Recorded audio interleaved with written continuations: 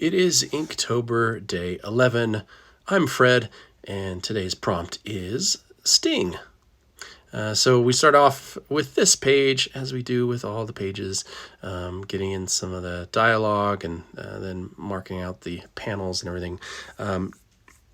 Part of the fun of making a comic book page is trying to do the layouts of the panels. I want to get a little more creative with how I'm doing my panels, but really just a straight, 8 panels, 6 panels, 9 panels. I haven't done 9 panels yet, but just keeping it simple really helps with the readability. I'm not quite to the point where I can, do these really cool splash pages with, all these crazy panels and everything. Because I'm not a full-time artist, believe it or not.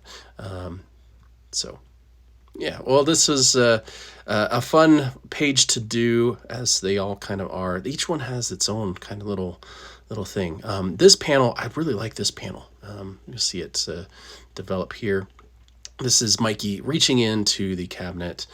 So if you're following along with our story, we had Mr. Gomez was taking the boys to the nurse's office where they were going to help bandage up and clean up Angelo. He fell in a briar bush few days ago, or a few pages ago, and now they're in the process of getting him cleaned up and everything.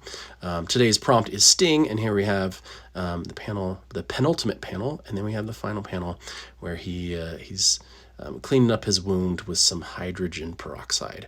I don't know if hydrogen peroxide is something people use anymore, but when I was younger, that was the answer to everything. That was, you scrape something, you throw some hydrogen peroxide on it. Maybe alcohol, isopropanol alcohol would work, but my parents, there was always hydrogen peroxide. So, and it would always sting. So that's where I got the idea for this prompt. But yeah, that panel I was showing you, it's the one on the bottom there.